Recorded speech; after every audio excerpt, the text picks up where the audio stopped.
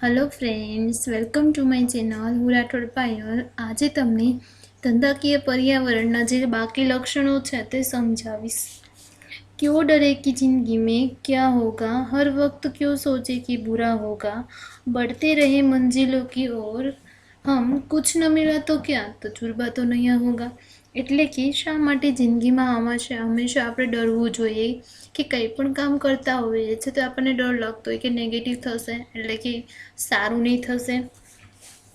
એટલે કે આપણે જે बढ़ती रही મંજિલો की ओर, એટલે કે આપણે કંઈ પણ ગોલ ડિસાઈડ કરેલો છે તો એમાં આપણે આપણી મહેનત ફૂલ ઓફ કરવી જોઈએ, અથવા તો છે એના તરફ છે વધારે ને વધારે ચાલવું જોઈએ। કે કુછ ભી ન મિલા તો ક્યાં, તજુર્બા તો નહીં હોગા। શું લીક અમુક ટાઈમે કંઈ મળે બી નહીં તો શું, તો કે આપણને એક્સપિરિયન્સ તો થશે।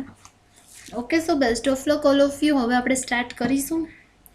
પ્રીવિયસ લેક્ચરમાં શું ડિસ્કસ કરેલું હતું કે ધંધાકીય પર્યાવરણના લક્ષણ, એમાં ફર્સ્ટ વન છે આપેલી પરિસ્થિતિ। એટલે કે આપેલી પરિસ્થિતિ એટલે કે ધંધાકીય પર્યાવરણ છે એક પરિસ્થિતિ છે જે કોઈ પણ બિઝનેસ છે એને એક્સેપ્ટ કરવી પડે છે કે ધંધાકીય પર્યાવરણ એ કોઈ પણ ધંધા માટે એક શું છે તો કે આપેલી પરિસ્થિતિ છે કે તેથી ધંધાકીય સાહસ એ ધંધાકીય પર્યાવરણને એક આપેલી પરિસ્થિતિ તરીકે સ્વીકારવું પડે છે। ધંધાકીય સાહસ તેમાં કોઈ પણ પ્રકારનો ચેન્જીસ કરી શકે નહીં, એટલે કે જે પરિસ્થિતિ છે એમાં કંઈ ચેન્જીસ એનાથી થશે નહીં। પરિણામે ધંધાકીય પેઢીએ તે પર્યાવરણને અનુરૂપ થાય તે રીતે પોતાનો ધંધો છે એ ગોઠવવાનો રહે છે। એટલે કે કોઈ પણ પેઢી છે, કોઈ પણ કંપની છે એને જેવું પર્યાવરણ હશે તેના અકોર્ડિંગ, એટલે કે જેવું પર્યાવરણ તેવું એને ધંધો ગોઠવવો પડશે। સેકન્ડ વન શું છે તો કે બાહ્ય પરિબળ, કે ધંધાકીય પર્યાવરણ છે એ કોઈ પણ બિઝનેસ અથવા તો ધંધાકીય પેઢી છે એના માટે શું છે તો કે બહારનું પરિબળ છે। જે પહેલાં આપણે ધંધાકીય પર્યાવરણ એ ધંધાકીય પેઢી કે સાહસ માટે કેવું છે તો કે બાહ્ય પરિબળ છે। આપણે પહેલાં આંતરિક પરિબળો કે જે બિઝનેસની અંદર હોય છે, ધંધાકીય પેઢી છે એની અંદર હોય છે એ પહેલાં જોઈશું। વસ્તુનું સ્વરૂપ એટલે કે વસ્તુનું દેખાવ કેવું છે, ઉત્પાદનનું પ્રમાણ એટલે કે ઉત્પાદનનું પ્રમાણ કેટલું રાખીશું, પછી તો કે વસ્તુનું ભાવ એટલે કે વસ્તુ છે એની પ્રાઇસ કેટલી રાખીશું, જેટલી કોઈ પણ કસ્ટમર છે અથવા તો કોઈ પણ ગ્રાહક છે એને વાજબી પ્રાઇસ એટલે કે એને પરવડે તેવી પ્રાઇસ છે એટલે ભાવ રાખીશું તો જ કોઈ પણ કસ્ટમર છે આવશે। વસ્તુ માટે વિજ્ઞાપન ખર્ચ કેટલો કરવો, એટલે કે આપણે એડવર્ટાઇઝમેન્ટ કેટલી કરીશું। પછી તો કે ઉત્પાદન પદ્ધતિ, એટલે કે કયા પ્રકારની આપણે છે ઉત્પાદન પદ્ધતિ વપરાવા એટલે કે વાપરીશું કે એનાથી વધારે ને વધારે આપણે ઉત્પાદન લઈ શકીએ। પછી તો કે ટેકનોલોજી, એટલે કે અત્યારે છે મોડર્ન છે બિઝનેસ, એટલે કે અત્યારે જે મોડર્ન કોમ્પિટિશન પણ એટલું છે તો ટેકનોલોજી છે આ બહુ જ ઇમ્પોર્ટન્ટ છે કે નવી નવી મશીનરી આવે છે તો એ પણ આપણે વિકસાવવી પડશે। એટલે કે ટેકનોલોજી કઈ વાપરવી, કાચો માલ એટલે કે જે રો મટીરિયલ હોય છે આ મેઇન હોય છે, કારણ કે પ્રોડક્શન એટલે કે ઉત્પાદનની જે પ્રોસેસ હોય છે, પ્રક્રિયા હોય છે એમાં કાચા માલથી જ સ્ટાર્ટ થતી હોય છે। શ્રમ તથા મૂડીનું પ્રમાણ કેટલું રાખવું, કેટલા લેબર એટલે કે વર્કર કેટલા રાખશું અને કેટલું કેપિટલ એટલે કે મૂડી રાખીશું। પછી વેચાણ વ્યવસ્થા, એટલે કે વેચાણ માટેની કેવી વ્યવસ્થા કરીશું વગેરે પરિબળો છે એ કોઈ પણ ધંધા માટે કયા પરિબળ છે તો કે આંતરિક પરિબળો છે। એટલે કે કોઈ પણ ધંધો છે એમાં ચેન્જ લાવી શકે છે। આ આંતરિક પરિબળો પર પેઢીનો કાબુ હોય છે, એટલે કે પેઢી છે એ આંતરિક પરિબળો ઉપર કાબુ લાવી શકે છે। તે ધારે તે રીતે અને ધારે ત્યારે તેમાં ફેરફાર કરી શકે છે કે એની રીતે ગમે ત્યારે ગમે તે રીતે શું કરી શકે છે તો કે એમાં ફેરફાર કરી શકે છે। પરંતુ ધંધાકીય પર્યાવરણ કેવું પરિબળ છે તો કે બાહ્ય પરિબળ છે, તેના પર પેઢીનો કોઈ પણ કાબુ હોતો નથી, એટલે કે પેઢી છે તેના પર કાબુ લાવી શકતી નથી। તેથી ધંધાકીય પર્યાવરણને પેઢી બદલી શકે નહીં, એટલે કે જેવું પર્યાવરણ છે એને એવું જ છે, એટલે કે તે જ પરિસ્થિતિમાં એને સ્વીકારવું પડે છે। થર્ડ વન શું હતું તો કે સમગ્રલક્ષી છે, એટલે કે સમગ્રલક્ષી એટલે શું થશે તો કે એકમલક્ષી અને સમગ્રલક્ષી। એકમલક્ષી જ્યારે કોઈ પણ એક જ ક્ષેત્રનો અભ્યાસ કરે છે, જ્યારે સમગ્રલક્ષી છે એ સમગ્ર ક્ષેત્રનો અભ્યાસ કરે છે। ફોર એન એક્ઝામ્પલ, એટલે કે જ્યાં રાષ્ટ્રની આવક છે તો એ છે એ સમગ્ર ક્ષેત્રનો અભ્યાસ કરીને પછી જ ડિસાઈડ કરવામાં આવે છે કે આપણા દેશની આટલી આવક છે। એટલે કે ધંધાકીય પર્યાવરણનો ખ્યાલ કેવો છે તો કે સમગ્રલક્ષી કહેવાય છે, કારણ કે તે સમગ્ર અર્થતંત્ર પર પોતાનો છે પ્રભાવ પાડે છે. તેની સારી કે માઠી અસરમાંથી કોઈ પણ ધંધાકીય પ્રવૃત્તિ છે એ બચી શકે નહીં. એટલે કે કોઈ પણ આજે ધંધાકીય પર્યાવરણ છે એની સારી અસર હશે તો શું થશે તો કે કોઈ પણ બિઝનેસ છે એને બેનિફિટ થશે, પ્રોફિટ થશે અથવા તો નફો થશે. જ્યારે એની માઠી અસર એટલે કે જેની નેગેટિવ ઇમ્પેક્ટ કઈ રીતે થશે તો કે એને નફાને બદલે શું થશે, ખોટ જશે. ધંધાકીય પર્યાવરણની સારી અસર ધંધાને વિકસાવવામાં એટલે કે ડેવલપમેન્ટ એટલે કે વધારે ને વધારે વિકસિત એટલે કે વિકાસ થાય એવું પ્રોત્સાહનરૂપ બને છે. અને જ્યારે માઠી અસર છે એ કોઈ પણ ધંધાને નફાને બદલે ખોટમાં લઈ જાય છે. જો કે આ માઠી અસરને ન્યૂનતમ એટલે કે જેમ બને એમ ઓછી કરવાનો કોઈ પણ ધંધો ટ્રાય કરી શકે છે અથવા તો પ્રયાસ કરી શકે છે, પરંતુ છે એવું ના કે ધંધાકીય પર્યાવરણ છે એને ટચ બી ના કરે, એવું ના હોય કે એટલે એને અસર જ ના કરે એવું બનશે નહીં. એટલે કે કારણ કે કોઈ પણ બિઝનેસ છે એ પર્યાવરણ સાથે જ કનેક્ટેડ છે. થર્ડ વન શું હતું, ગતિશીલ એટલે કે ચેન્જીસ થયા કરે છે. એટલે કે ધંધાકીય પર્યાવરણ છે સ્થિર નથી. ધંધાકીય પર્યાવરણ ગતિશીલ હોય છે એટલે કે તે સ્થિર હોતું નથી. જેમ જેમ સમય અને સંજોગો અનુસાર કોઈ પણ ધંધાકીય પર્યાવરણ છે એ શું તો કે બદલાયા કરે છે. જેમ જેમ સમય છે બદલશે અથવા તો પરિસ્થિતિ બદલશે તો એના અનુસાર કોઈ પણ ધંધાકીય પર્યાવરણ પણ બદલી જાય છે. આઝાદી પહેલા ભારતમાં જે પ્રકારનું ધંધાકીય પર્યાવરણ હતું તેના કરતાં આઝાદી પછી દેશમાં લોકશાહી શાસન વ્યવસ્થા હેઠળ ધંધાકીય પર્યાવરણ છે જુદા પ્રકારનું જોવા મળે છે. એટલે કે આપણો દેશ આઝાદ થયો નહોતો તેની પહેલાં જે ધંધાકીય પર્યાવરણ હતું એનાથી જે આઝાદી પછી છે એ આપણા દેશનું કેવું છે તો કે લોકશાહી શાસન વ્યવસ્થા હેઠળ ધંધાકીય પર્યાવરણ છે જુદા પ્રકારનું છે.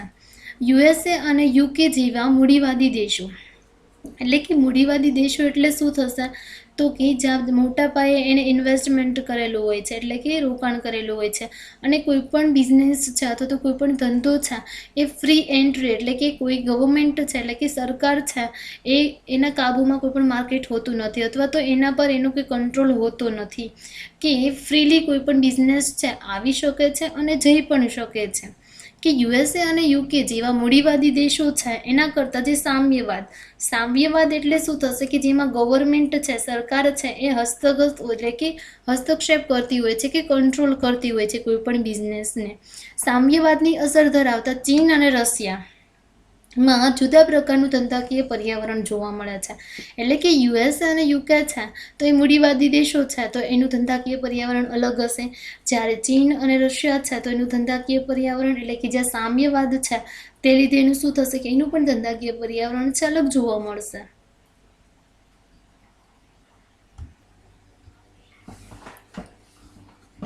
એટલે કે મૂડીવાદી અર્થતંત્રમાં છે એ કેવું તો કે મુક્ત બજાર તંત્ર જોવા મળે છે. એટલે કે કોઈ પણ છે ફ્રી એન્ટ્રી અને એક્ઝિસ્ટ એટલે કે કોઈ પણ ઇઝીલી આવી શકે છે અને જઈ પણ શકે છે કોઈ પણ બિઝનેસ.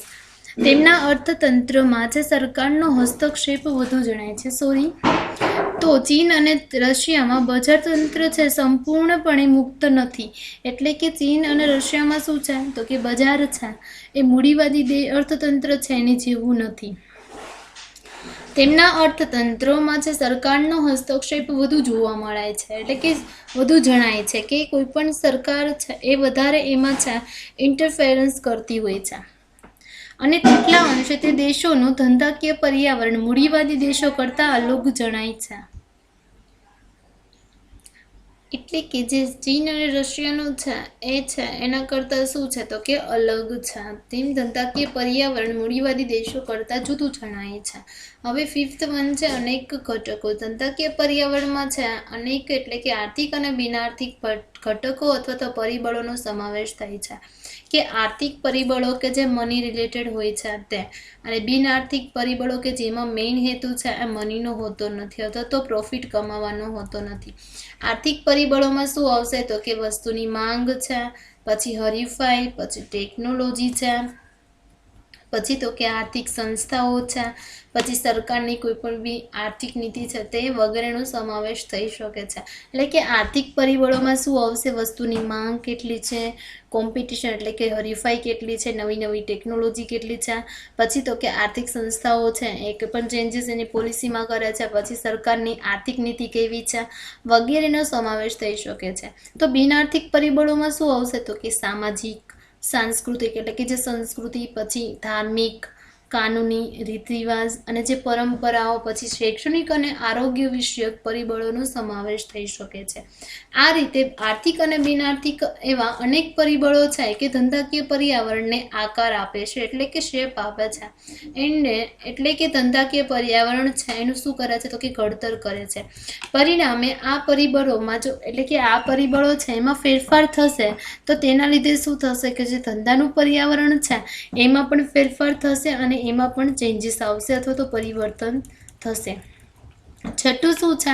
કે ધંધાકીય પર્યાવરણમાં દેશ, કાળ અને સંજોગો મુજબ વિભિન્નતા જોવા મળે છે. એટલે કે જે દેશ છે કોઈ પણ દેશમાં છે એનું અલગ હોય, પછી તો કે કાળ, પછી અને સમય છે અથવા તો સંજોગો અનુસાર શું વિભિન્નતા એટલે કે જુદું જુદું જોવા મળે છે. કે ધંધાકીય પર્યાવરણ બધા જ દેશોમાં છે એક સમાન હોઈ શકે નહીં. દરેક દેશના કુદરતી, રાજકીય, સામાજિક, આર્થિક સંજોગો છે કેવા ભિન્ન ભિન્ન હોય છે. તેથી જુદા જુદા દેશના ધંધાકીય પર્યાવરણમાં શું જોવા મળે છે? તો કે વિભિન્નતા જોવા મળે છે, એક સરખું છે નહીં. આના લીધે જ દરેક દેશમાં ધંધાના જે સ્વરૂપો અને પ્રકારો પણ જુદા જુદા જોવા મળે છે. જેમ કે આરબ દેશો છે તો તેમાં ખનિજ તેલનો છે વિકાસ પામ્યો છે, તેવી જ રીતે ભારતમાં છે ખેત પેદાશો એટલે કે એગ્રીકલ્ચર સંબંધિત ઉદ્યોગો અને જે વપરાશી અને મૂડીગત ઉદ્યોગો છે એવા સારા એવા પ્રમાણમાં વિકાસ પામ્યા છે. એટલે કે બધા દેશ છે એની પાસે છે સંપત્તિ એટલે કે એના જે રાજકીય કુદરતી છે વાતાવરણ અલગ હોય છે, રાજકીયની નીતિ અલગ હોય છે, સામાજિક જે કોઈ પણ કલ્ચર અલગ હોય છે, પરથી આર્થિક સંજોગો પણ અલગ અલગ હોય છે. એટલે કે ધંધાકીય પર્યાવરણ પણ સાથે કેવું હશે? તો કે અલગ અલગ હશે. સાતમું શું છે? કે વિવિધ આર્થિક પ્રવૃત્તિઓનો સમૂહ છે. કે ધંધાકીય પર્યાવરણ એ વિવિધ પ્રકારની આર્થિક પ્રવૃત્તિઓનો સમૂહ છે કે એમાં બધી જ પ્રકારની જે આર્થિક પ્રવૃત્તિઓ છે એનો સમાવેશ થાય છે. આ વિવિધ આર્થિક પ્રવૃત્તિઓના સમૂહ દ્વારા કોઈ પણ ધંધાકીય પર્યાવરણ છે રચાય છે. ખેતી છે, પછી ઉદ્યોગ ધંધા છે, પછી વ્યાપાર વાણિજ્ય છે, વાહન અને સંદેશા વ્યવહાર છે એટલે કે ટ્રાવેલિંગ પણ અને જે સંદેશા વ્યવહાર છે તે, પછી બેન્કિંગ એટલે કે બેન્કિંગ છે એ પણ ઇમ્પોર્ટન્ટ છે. વીમો એટલે કે જે ઇન્સ્યોરન્સ લઈએ છીએ તે,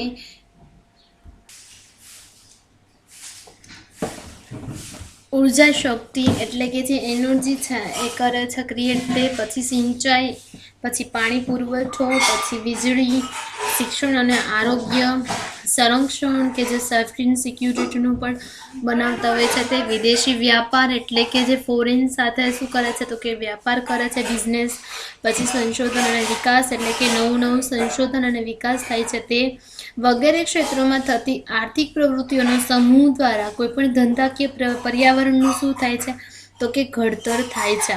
અર્થતંત્રના આ મુખ્ય ક્ષેત્રો અને પેટા ક્ષેત્રોમાં થતી અનેકવિધ આર્થિક પ્રવૃત્તિઓ ધંધાકીય પર્યાવરણનું શું? તો કે સ્વરૂપ નક્કી કરે છે. ધંધાકીય પર્યાવરણનું સ્વરૂપ નક્કી કરે છે. પછી તો કે ધંધાકીય પર્યાવરણની રચનામાં અર્થતંત્રના બધા ક્ષેત્રોમાં થતી આર્થિક પ્રવૃત્તિ છે એ મહત્વનો ભાગ ભજવે છે. એટલે કે ધંધાકીય પર્યાવરણ છે એની રચના કરવામાં અર્થતંત્રના બધા જ ક્ષેત્રો કે જે બધા બતાવેલા છે તો કે ખેતી છે, ઉદ્યોગ, વ્યાપાર વાણિજ્ય, ઉર્જા શક્તિ, વીમો, બેન્કિંગ, સિંચાઈ, પાણી પુરવઠો, પછી તો કે વીજળી, શિક્ષણ, આરોગ્ય, સંરક્ષણ, વિદેશ સાથે વ્યાપાર, પછી સંશોધન અને વિકાસ. સંશોધન અને વિકાસ છે ને અત્યારે બહુ જ વધારે ઇમ્પોર્ટન્ટ છે. એટલે હું બિઝનેસમાં કહું છું કે કોઈ પણ બિઝનેસ છે એને રિસર્ચ અને ડેવલપમેન્ટ છે ને એ અત્યારે એક ડિપાર્ટમેન્ટ બની ગયું છે વન કાઇન્ડ્સ ઓફ. કારણ કે કોઈ પણ બિઝનેસ છે એને નવું હજી એસ્ટાબ્લિશ થવું હશે તો એસ્ટાબ્લિશ એ કોઈ પણ બિઝનેસ કરે છે તો પહેલાં એને શું જોશે? તો કે એને રિસર્ચ કરવું પડશે કે કઈ પ્રોડક્ટ છે વધારે ફેમસ છે માર્કેટમાં, અને જો એ આઉટડેટેડ વસ્તુઓ આપશે તો કોઈ પણ વ્યક્તિ છે, કસ્ટમર છે, પરચેઝ કરશે નહીં. તે માટે એને રિસર્ચ કરવું જરૂરી છે અને રિસર્ચ કરીને ડેવલપમેન્ટ કરવું જરૂરી છે. એટલે કે જે આ બધી જ છે વાહન અને જે સંદેશા વ્યવહાર છે, બેન્કિંગ, વીમો, પછી વિદેશી વ્યવહાર છે, સંરક્ષણ છે, સંશોધન અને વિકાસ છે વગેરે ક્ષેત્ર છે એ આર્થિક પ્રવૃત્તિઓના સમૂહ દ્વારા શું થાય છે તો કે પર્યાવરણ છે એનું ઘડતર થાય છે. એટલે કે જે ધંધાકીય પર્યાવરણ છે તેમાં વિવિધ આર્થિક પ્રવૃત્તિઓનો સમાવેશ થતો હોય છે. 8મું શું છે કે આર્થિક પદ્ધતિ. એટલે કે કોઈ પણ દેશ છે કેવા પ્રકારની પદ્ધતિ અપનાવે છે એ બહુ જ ઇમ્પોર્ટન્ટ હોય છે. દેશમાં કેવા પ્રકારની આર્થિક પદ્ધતિ અપનાવવામાં આવે છે તેના આધારે ધંધાકીય પર્યાવરણનું સ્વરૂપ નક્કી થતું હોય છે. કે જેવી આર્થિક પદ્ધતિ હશે તેવું જ ધંધાકીય પર્યાવરણનું છે એના બેઝ પર સ્વરૂપ નક્કી થાય છે. મૂડીવાદી દેશો હોય તેના કરતાં સામ્યવાદની અસર હેઠળના દેશોમાં અને મિશ્ર અર્થતંત્ર ધરાવતા ભારતમાં ધંધાકીય પર્યાવરણ છે એ શું તો કે અલગ અલગ જોવા મળે છે. એટલે કે મૂડીવાદી દેશો છે એમાં શું હોય છે તો કે કોઈ પણ બિઝનેસ છે ઇઝીલી એન્ટર થઈ શકે છે અને એક્ઝિસ્ટ પણ થઈ શકે છે. જ્યારે સામ્યવાદ છે એમાં શું હોય છે કે જે કોઈ પણ બિઝનેસ, કોઈ પણ કન્ટ્રી છે એની સંપત્તિ છે બધા સરખી ભાગે હોય છે કે બધા એના અધિકારી હોય છે. એટલે કે સામ્યવાદ છે એમાં ગવર્મેન્ટની શું હોય છે તો કે એના રિસ્ટ્રિક્શન અથવા તો એ છે કંટ્રોલ રાખતા હોય છે કે કોઈ પણ બિઝનેસ છે આવે અને એટલે કે એન્ટ્રી અને એક્ઝિસ્ટ માટે છે એ કંટ્રોલ હોય છે. સામ્યવાદની અસર હેઠળના દેશોમાં એટલે કે જે દેશોમાં મૂડીવાદી દેશ છે જેમ સામ્યવાદ છે તેવી જ રીતે મિશ્ર અર્થતંત્ર ધરાવતા ભારતમાં આપણું ભારત છે એ મિશ્ર અર્થતંત્ર ધરાવે છે. કે ભારતમાં ધંધાકીય પર્યાવરણ છે એના કમ્પેરમાં જુદા સ્વરૂપનું જોવા મળે છે. ભારતમાં મિશ્ર અર્થતંત્રની આર્થિક પદ્ધતિ અપનાવવામાં આવેલ હોવાથી ધંધાકીય પર્યાવરણમાં મૂડીવાદ અને સમાજવાદના મિશ્રિત તત્વો જોવા મળે છે. એટલે કે મૂડીવાદી અને સમાજવાદના પણ શું છે તો કે મિશ્ર અર્થતંત્ર છે. એટલે કે બધા પણ જે પણ કંઈ પણ જે અર્થતંત્ર છે આર્થિક પદ્ધતિ અપનાવે છે તો એ બધાનું મિક્સઅપ હશે. ભારતમાં જે 1991માં જે નવી આર્થિક નીતિના અમલને પરિણામે અર્થતંત્રમાં છે એ ઉદારીકરણ, ખાનગીકરણની પ્રક્રિયા શરૂ થઈ હતી. એટલે કે શું થયું તો કે જે 1991 છે એમાં એક નવી આર્થિક નીતિ જે અમલમાં મૂકી હતી. એટલે કે જ્યારે બ્રિટિશરો ગયા પછીની વાત છે. એટલે કે દેશ આઝાદ થયો ને તે પહેલા છે તે પછી છે 1948માં પહેલા કઈ હતી તો કે પહેલી છે ઔદ્યોગિક નીતિ બહાર પાડવામાં આવેલી હતી ને પછી છે 1991માં છે નવી જે આર્થિક નીતિ છે એ બહાર પાડવામાં આવી હતી. એના પરિણામે છે 3 સેક્ટર છે ફેમસ. એટલે કે એમાં શું થયું તો કે વધારે ને વધારે ડેવલપમેન્ટ થયું અથવા તો વિકાસ થયો. ઉદારીકરણ એટલે કે જે બ્રિટિશરોનું શાસન હતું તો એને શું કર્યું તો કે જે આપણા શું હતું કે જે બ્રિટિશના છે કંઈ પણ રૂલ્સ અને રેગ્યુલેશન એટલે કે જે એના નીતિ નિયમો હતા એ બહુ જ કડક હતા. તે માટે શું કર્યું તો કે અમુક છૂટછાટ આપી. એટલે કે જે પ્રાઇવેટાઇઝેશન એટલે કે ખાનગીકરણ એટલે કે જેમ બને એમ પ્રાઇવેટ છે કોઈ પણ બિઝનેસ વધારે સ્ટાર્ટઅપ થાય, પ્રક્રિયા શરૂ થઈ. પરિણામે શું થયું તો કે જે અર્થતંત્રમાં છે જાહેર ક્ષેત્રનું વર્ચસ્વ છે ઓછું થવા લાગ્યું અને ખાનગી ક્ષેત્રના વિકાસ માટે વધુ અનુકૂળ સંજોગો ઊભા થયા. એટલે કે જે ખાનગીકરણ થયું એના લીધે શું થયું તો કે જે જાહેર ક્ષેત્ર છે જે પબ્લિક સેક્ટર છે એમાં શું થયું તો કે એનું વર્ચસ્વ છે ઓછું થવા લાગ્યું અને જે ખાનગી ક્ષેત્ર છે એનો વિકાસ છે વધુ અનુકૂળ સંજોગો ઊભા થઈ ગયા. એટલે કે ધંધાકીય પર્યાવરણ છે એ બદલાતું જતું હોવાથી શું થાય છે તો કે જોવા મળે છે. એટલે કે ધંધાકીય પર્યાવરણ છે એ બદલાતું રહે છે. કે બેન્કિંગ છે, પછી તો કે એની સાથે વીમો છે, સંદેશા વ્યવહાર છે, પછી જેમાં ટેલિફોન સેવા, ઓનલાઈન સંદેશા વ્યવહાર છે એમાં શું આવશે તો કે ટેલિફોન છે સેવા છે. અત્યારે ઓનલાઈન બિઝનેસ છે એ પણ ફેમસ છે. એટલે કે ઓનલાઈન બિઝનેસ છે એના થ્રુ પણ શું થાય છે તો કે ધંધાકીય પર્યાવરણ છે એમાં ચેન્જીસ થતું હોય છે. પછી તો કે સંજોગો અનુસાર સરકારની ભૂમિકા એટલે કે જેવી સંજોગો હશે એવી આવી કોઈ પણ સરકાર છે એ શું કરશે તો કે નવા છે નીતિ નિયમો બહાર પાડે છે. કે ધંધાકીય પર્યાવરણના ઘડતરમાં અને તેના પરિવર્તનમાં સંજોગો અનુસાર બદલાતી જતી સરકારની ભૂમિકા એ ઘણો છે અને અગત્યનો ભાગ ભજવે છે.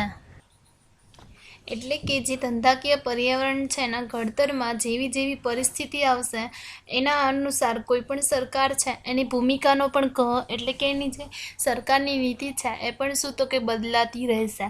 કે ભારતમાં સરકાર ઔદ્યોગિક નીતિ એટલે કે જે ઉદ્યોગો રિલેટેડ છે કંઈ પણ નીતિ તે, પછી તો કે નાણાકીય નીતિ. નાણાકીય નીતિ એટલે શું થશે કે જે મનીનું છે મેનેજમેન્ટ કરતા હોય ગવર્મેન્ટ. પછી રાજકોષીય નીતિ. રાજકોષીય નીતિને શું કહેવાય છે તો કે સરકારની તિજોરી પણ કહેવાય છે, કારણ કે એ કરન્સી રિલેટેડ એટલે કે જે ચલણ છે પૈસા રિલેટેડ હોય છે. પછી તો કે શ્રમ નીતિ એટલે કે વર્કર છે એના રિલેટેડ કંઈ પણ યોજનાઓ છે એ કંઈ બહાર પાડતા હોય છે તે. પછી આયાત નિકાસ. આયાત એટલે શું થશે કે બીજા દેશમાંથી આપણા દેશમાં કોઈ પણ વસ્તુ લાવીએ એને આયાત કહેવાય છે. જ્યારે નિકાસ છે એટલે શું થશે તો કે આપણા દેશની વસ્તુ છે એ બીજા દેશમાં આપણે વહેંચીએ એટલે કે સેલિંગ કરીએ બીજા દેશમાં. એટલે કે આયાત નિકાસ છે એ પણ ઇમ્પોર્ટન્ટ હોય છે. એના થ્રુ શું થાય છે તો કે જે આપણે જેટલું બને એટલું નિકાસ કરીશું તો આપણને બેનિફિટ થશે કે આપણે ફોરેન સાથે વધારે કનેક્ટેડ રહીશું એટલે કે વિદેશ સાથે, તો આપણું જે કરન્સી છે એની પણ વેલ્યુ વધશે. અને વ્યાપાર વાણિજ્યક વિષયક કાયદામાં પ્રવર્તમાન એટલે કે પરિસ્થિતિ એટલે કે જે વર્તમાનમાં કંઈ પણ આર્થિક પરિસ્થિતિને લક્ષ્યમાં રાખી સુધારા કરતી હોય છે. પરિણામે ધંધાકીય પર્યાવરણનું સ્વરૂપ છે કેવું થાય છે તો કે સતત બદલાતું રહે છે એટલે કે એમાં ચેન્જીસ આવ્યા કરે છે. આમ સંજોગો અનુસારની સરકારની ભૂમિકા ધંધાકીય પર્યાવરણને અપેક્ષિત આકાર આપવામાં ઘણી ઉપયોગી એવી કામગીરી બજાવે છે. એટલે કે જેમ જેમ પરિસ્થિતિ બદલાશે તેમ તેમ શું થશે કે જે સરકારની ભૂમિકા છે એ પણ ચેન્જીસ થયા કરે છે. હવે શું હતું નેક્સ્ટ વન છે કે ધંધાકીય પર્યાવરણના મુખ્ય ઘટકો ક્યાં ક્યાં છે. તો કે ધંધાકીય પર્યાવરણના મુખ્ય ઘટકો ક્યાં છે તો કે એમાં માંગ આવશે, પછી તો કે હરીફાઈ છે, પછી આર્થિક નીતિ છે એટલે કે કોઈ પણ ગવર્મેન્ટ છે આર્થિક નીતિ કેવી બહાર પાડે છે, કાનૂનની વ્યવસ્થા કેવી છે, ટેકનોલોજી અને આર્થિક સંસ્થાઓ છે વગેરે આવશે. એમાં પહેલું શું છે તો કે માંગ છે. તો માંગ છે એમાં શું આવે છે તો કે ઉત્પાદક અથવા તો વપરાશી માંગ. ઉત્પાદક માંગ એટલે શું થશે તો કે કોઈ પણ વ્યક્તિ છે એ કોઈ પણ વસ્તુની માંગ છે એ કોઈ પણ ઉત્પાદન કરવા માટે યુઝ કરે છે. ફોર એક્ઝામ્પલ છે તો કે કોઈ પણ વસ્તુ છે એટલે કે સંચો છે તો એ છે એનું પ્રોડક્શન કોઈ પણ અથવા તો ઉત્પાદક કોઈ પણ કંપની કરે છે તો એ શેના માટે કરે છે તો કે એના થ્રુ શું કરશે તો કોઈ પણ બીજા વ્યક્તિ છે પણ એ પણ એનું ઉત્પાદન કરશે. એટલે કે સંચાથી કોઈ પણ વ્યક્તિ છે એ કપડાં સીવે છે. અને વપરાશી વસ્તુ એટલે કે વપરાશી વસ્તુ કઈ થશે તો કે ઓલા કપડાં છે ડિરેક્ટલી કોઈ પણ વ્યક્તિ છે એના ઉપયોગમાં લેશે. એટલે કે ઉત્પાદક અને વપરાશી વસ્તુની માંગ. પછી ટકાઉ અને નાશવંત વસ્તુની માંગ એટલે કે અમુક વસ્તુ છે એ ટકાઉ પણ હોય છે જે લાંબા સમયગાળા માટે આપણે યુઝ કરતા હોય છે. ટીવી છે, પછી રેફ્રિજરેટર છે, બધા એમાં આવશે. પછી નાશવંત વસ્તુ એટલે કે જે ચાલુ માંગ છે, દૂધ છે, પછી જે અમુક ટાઈમ પર પછી શું થતું તો કે બગડી જતી હોય તેને નાશવંત વસ્તુ કહેવાશે.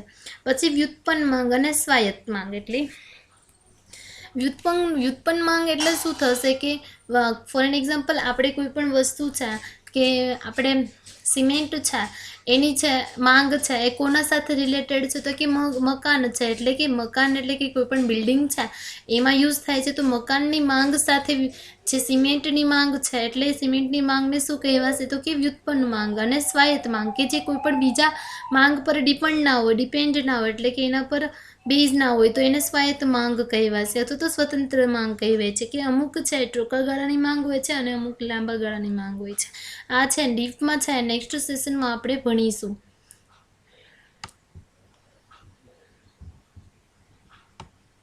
પર્યાવરણ એટલે શું થશે તો કે જે ધંધાની જે આજુબાજુનું જે કંઈ પણ વાતાવરણ છે એટલે કે ચારે બાજુનું વાતાવરણ છે એને પર્યાવરણ કહેવાય છે. પછી ચારે બાજુના વાતાવરણમાં શું આવશે તો કે પર્યાવરણમાં માનવીના જીવનને કંઈ પણ અસર કરતા હોય એવા કુદરતી, સામાજિક, સાંસ્કૃતિક, આર્થિક અને રાજકીય પરિબળો છે એનો સમાવેશ થાય છે.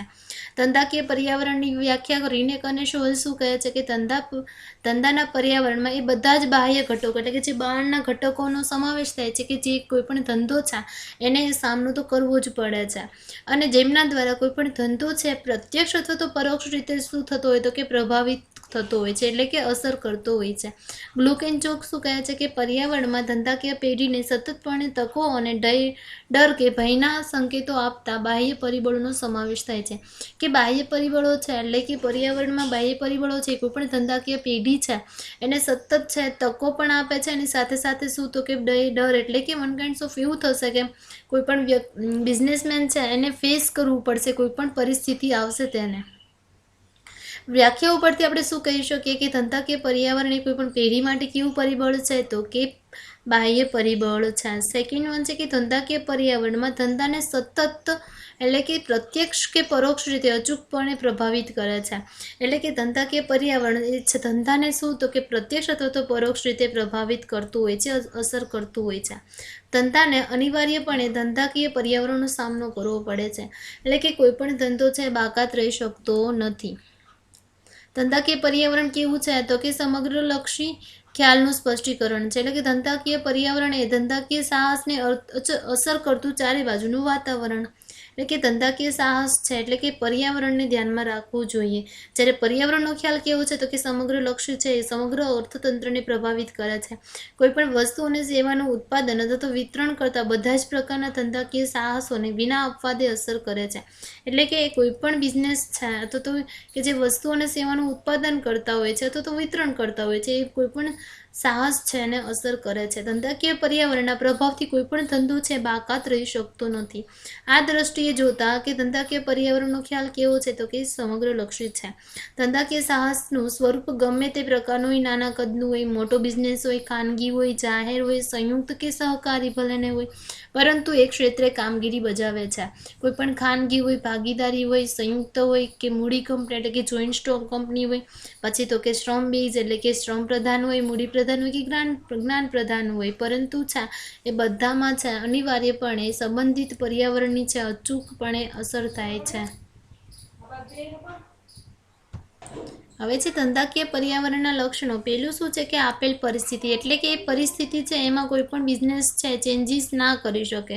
એટલે કે ધંધાકીય પર્યાવરણ એ કોઈ પણ ધંધા માટે એક આપેલી પરિસ્થિતિ છે. ધંધાકીય સાહસ છે એને એને આપેલી પરિસ્થિતિ તરીકે સ્વીકારી લેવું પડે છે કે ધંધાકીય સાહસ તેમાં કોઈ પણ પ્રકારનો ચેન્જીસ કરી શકતો નથી. એટલે કે કોઈ પણ ધંધાકીય પર્યાવરણ હશે એના અનુરૂપ પોતાનો ધંધો છે એનો ગોઠવવાનો રહેશે.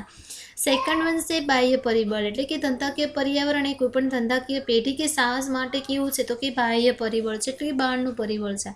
એટલે કે આંતરિક પરિબળ એટલે કે ક્યાં છે તો કે જે ધંધાની અંદરના આવે છે કે વસ્તુનું સ્વરૂપ છે, ઉત્પાદનનું પ્રમાણ છે, વસ્તુના ભાવ, પછી વસ્તુ માટે કેટલો વિજ્ઞાપન ખર્ચ કરીએ છીએ, ઉત્પાદન પદ્ધતિ કેવી અપનાવી, ટેકનોલોજી કેવી અપનાવી, કાચો માલ કેટલો રાખવો, પછી શ્રમ અને મૂડીનું પ્રમાણ કેટલું રાખવું, વેચાણ માટેની કેવી વ્યવસ્થા કરવી વગેરે પરિબળો છે એ કોઈ પણ ધંધા માટે કેવા છે તો કે આંતરિક પરિબળો છે.